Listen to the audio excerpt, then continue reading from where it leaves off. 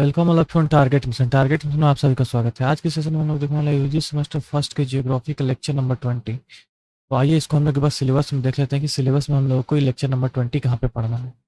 हम लोगों ने यूनिट फर्स्ट सेकंड थर्ड को कंप्लीट कर लिया। अभी करंटली हम लोग यूनिट फोर्थ जो कि हमारा लास्ट यूनिट है उसको पढ़ रहे हैं। ठीक है, तो देखो इवोल्यूशन ऑफ लैंड फॉर्म्स हम लोगों ने ग्लेशियल को पढ़ लिया।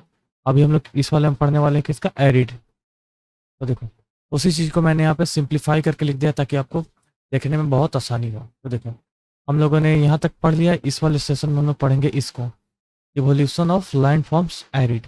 तो ये सारे स्मॉल टॉपिक लाइक 8 मिनट्स का ये है, 8 मिनट्स का ये है एंड 8 मिनट्स का ये है। ठीक है, तो टोटल 24 to 30 मिनट्स में ये सारा कवर हो जाएगा हम लोगों का। हम लोगों ने इस टॉपिक को पढ़ लिया। अभी हम लोग ये वाले टॉपिक यानी जो कि हमारा सीरियल नंबर 20 है उसको देख रहे हैं, evolution of land forms arid. Right, भू आकृतियों का विकास। शुष्क, शुष्क मतलब क्या होता है? लाइक शुष्क मतलब क्या होता है? सूखा। तो देखो evolution of land form arid, भू आकृतियों का विकास। एरिड मतलब शुष्क, शुष्क मतलब सूखा। सूखा मतलब कैसे? जो डेजर्ट वगैरह में रहता है ना, वैसे लैंड फॉर्म्स के बारे में हम लोग इस वाले लेक्चर में कवर करेंगे। ठीक है, देखो इंट्रोडक्शन। इंट्रोडक्शन मतलब क्या होता है? परिचय। एंड जो हमारी जो शुष्क यानी एरिड लैंड फॉर्म्स है उसका इंट्रोडक्शन हम लोग देखेंगे। उसके बाद हम लोग इसका डिटेल्स देखेंगे कि कैसा होता है, कैसे कैसे फॉर्मेशन किस चीज़ का होता है। राइट, तो arid regions receive very little rainfall and have extreme temperatures. शुष्क क्षेत्र में बहुत कम वर्षा होती है। ऑब्वियस सी बात है ना, जो हमारे देखो जैसे फॉर एग्जांपल ऐसे, और ये मान लो ऐसे, ये तो ये राजस्थान का जो एरिया इधर, इधर क्या होता है? इधर बहुत कम वर्षा होता है। ये तो गुजरात वाला, ठीक है, तो इधर बहुत कम वर्षा होता है and have extreme temperature. Extreme temperature यानी टेम्परेचर यहाँ पे बहुत ज़्यादा हाई रहता है ना। ऑब्वियस सी बात है ना, अगर कम रेन होगा तो यहाँ पे जो भी होगा ग्रीनरी वगैरह कम होगा, पेड़ पौधे कम होंगे, तो यहाँ पे टेम्परेचर हाई होगा। राइट, तो उसी चीज़ को यहाँ पे बोला गया है कि शुष्क क्षेत्र में बहुत कम वर्षा होती है और तापमान बहुत चरम, चरम मतलब कहता है एक्सट्रीम। एक्सट्रीम या तो लाइक बहुत ज़्यादा टेम्परेचर होगा एकदम बहुत ज़्यादा, या तो बहुत लो यानी बहुत लो। एक नॉर्मल मॉडरेट टेम्परेचर नहीं मिलेगा हम लोगों को। राइट, ये यहाँ तक चीज़ें क्लियर हो गई। Okay, next erosion process. अपरदन की प्रक्रिया, इरोजन प्रोसेस। इरोजन तो आपको पता है कि इरोजन होता क्या है। तो देखो जैसे ये रेगिस्तान या जो ड्राई रीजन रहता है वहाँ पे इरोजन कैसे होता है उस चीज़ के बारे में हम लोग देखेंगे। Wind, erosion is dominant in desert. Obvious सी बात है। देखो अब मान लो कि वो एक एरिया है सर, ये पूरा डेजर्ट एरिया है, तो यहाँ पे तो पानी का प्रेजेंस बहुत कम ही रहेगा, तो वाटर इरोजन तो ऑलमोस्ट ना के बराबर होगा। तो यहाँ पे मेनली इरोजन का मीडियम क्या है?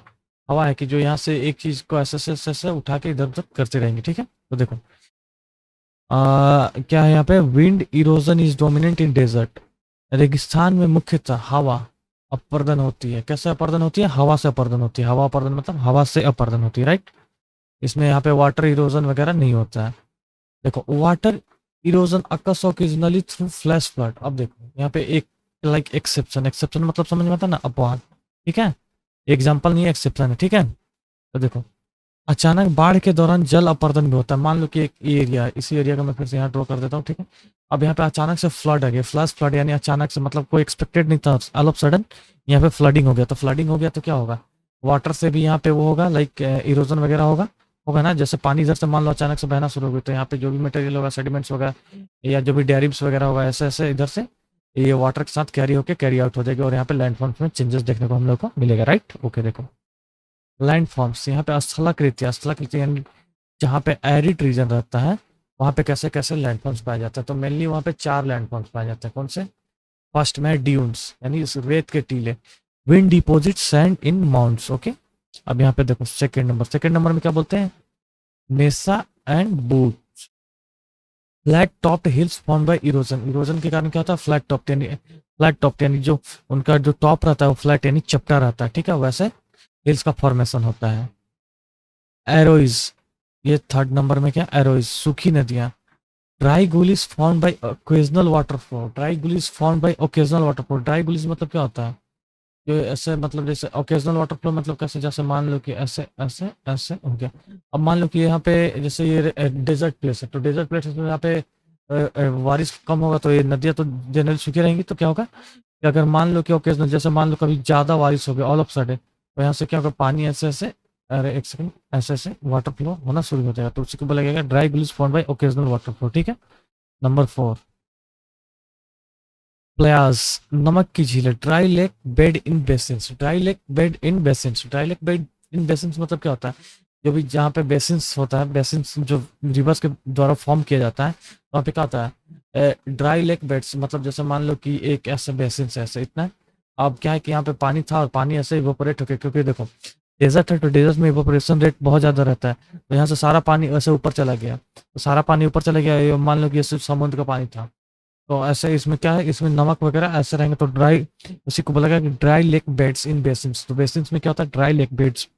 तो ऐसे ऐसे बेड में ये बेसिन्स क्या होता है, एक टाइप का ड्राई लेक बेड्स बन जाता है, और यहाँ पे क्या होता है, नमक का झील यानी लाइक सॉल्ट लेक का फॉर्मेशन हो जाता है। ठीक है, ओके देखो। नाउ इवोल्यूशन, इवोल्यूशन मतलब विकास या चेंजेस बोल सकते हैं, जो कि बहुत टाइम के बाद होता है, like it takes too much time. Wind erodes loose materials, create deflation hollows, deposit sand as dunes. देखो क्या होता है, हवा ढीली मिट्टी और रेत को हटाती है, डिफ्लेशन हॉलो बनता है। डिफ्लेशन हॉलो मतलब क्या होता है, अभी बताता हूँ मैं। रेत के टीले बनते हैं, जैसे मान लो कि देखो, जैसे मान लो कि एक ऐसा टीला था, इधर से हवा चलनी शुरू हुई, ठीक है, हवा चलनी शुरू हुई तो क्या हुआ, हवा इधर से क्रॉस हो गया, और ये मान लो कि ऐसा थोड़ा ढीला ढीला ऐसा मतलब नॉर्मल सैंड सैंड वगैरह है, तो यहाँ से ऐसे हवा ऐसे क्रॉस होना शुरू हुई और इसको काट दी तो क्या होगा, ऊपर तो ऐसे जैसे इस टाइप का मशरूम लाइक स्ट्रक्चर बन जाएगा, ऐसे ऐसे। हाँ ऐसे, ठीक है। क्यों? क्योंकि इधर से हवा ने इसको ऐसा काट दिया और यहाँ से हवा भी ऐसे काट दिया, तो ये ऐसा रेत का टीला बन गया ना, उसी चीज को बना गया। Hard rock resist erosions, mesa and buttes form over time. कठोर चट्टान अपरदन का विरोध करती है, ऑब्वियस सी बात है, जो चीज रिजिड रहेगा वो जल्दी कटेगा नहीं। समय के साथ मेसा और बूट बनते हैं, मेसा और बूट जो बनते हैं मैंने आपको यहाँ पे बताया था, ठीक है, यहाँ पे देखो, मेसा और बूट्स, ठीक है। Flat topped hills form by erosion, okay, समझ में आ गया? ओके देखो, यहाँ पे देखो, ह्यूमन इन्फ्लुएंस, मानव प्रभाव, over grazing and deforestation increase desertification, अत्यधिक चराई और वन कटाव से रेगिस्तानीकरण बढ़ता है। मान लो कि एक ऐसा ग्रासलैंड है, ठीक है, और यहाँ पे बहुत ज़्यादा ओवर ग्रेजिंग मतलब बहुत ज़्यादा कैटल्स वगैरह गया, और सारा यहाँ पे जितना भी ग्रास वगैरह था सब लोग ऐसे खा के खत्म ही कर दिए पूरा एकदम। ये क्या हो गया, यहाँ से सारा ग्रास हट गया, तो जो मिट्टी वगैरह मिट्टी था, जो ग्रास ने यानी जो घास ने मिट्टी को पकड़ के रखा था, वहां से तो ग्रिप हट गया। अब नॉर्मल सा इधर से वाटर फ्लो हो गया या विंड फ्लो हो गया, तो यहाँ से मिट्टी उठ के यहाँ से ऐसे इरोजन वहाँ पे स्टार्ट हो जाएगा। तो इसी के बारे में पता गया है कि अत्यधिक चराई यानी ओवर ग्रेजिंग और वन कटाव यानी डिफोरेस्टेशन रेगिस्तानीकरण को बढ़ाता है, यानी डेजर्टिफिकेशन को इंक्रीज करता है। डायग्राम आइडिया देखो, यहाँ पे मैंने एक डायग्राम यानी डायग्राम बनाने का आइडिया दे दिया कि so dunes missiles birds and arrows in and players in one landscape level with wind direction. Wind direction जैसे मैंने यहाँ पे बताया ना, यहाँ पे बताया था, कहाँ पे बताया था, ये रहा विंड डायरेक्शन। विंड डायरेक्शन कैसे, ऐसे ऐसे जा रही है विंड डायरेक्शन, ऐसे शो करना है आपको। Include arrows for erosion and deposition, और इरोजन और डिपोजिशन के लिए क्या करना है आपको, एरो से मार्किंग करके वहाँ पे फिगर बना देना है। अब इसका कंक्लूजन देखने की, हम लोगों ने जो पढ़ा उसका कंक्लूजन क्या निकल के आया अभी तक। Arid landforms evolve mainly due to wind and occasional water erosion. शुष्क क्षेत्र की स्थलाकृतियां मुख्यतः हवा और कभी कभी पानी के अपरदन से विकसित होती है, ठीक है। एरिड रीजन का लैंडफॉर्म्स कैसे इवॉल्व होता है, मेनली तो यहाँ पे विंड्स होता है, कभी कभी रेयरली वाटर से भी हो जाता है। क्यों? क्योंकि अगर फ्लैश फ्लड वगैरह आता है तो उससे होता है। Conservation is necessary to prevent desertification, रेगिस्तानीकरण रोकने के लिए संरक्षण आवश्यक है। कंजर्वेशन मतलब कंजर्वेशन में क्या क्या यूज कर सकते हैं हम लोग, वहाँ पे फॉरेस्टेशन ज़्यादा कर सकते हैं, ज़्यादा पेड़ पौधा लगा सकते हैं, ओवर ग्रेजिंग को अवॉइड कर सकते हैं, राइट। ओके, तो यहाँ पे आपका QOD question of the day, which is the main agent of land pumps evolution in arid region. Arid मतलब क्या होता है, शुष्क होता है, ठीक है, शुष्क, ठीक है, ऐसे समझ लो, शुष्क, ठीक है। तो आपको यहाँ पे option A B C and D, reverse wind glaciers and human activity है, तो आपका आंसर आपको कमेंट सेक्शन में बताना है।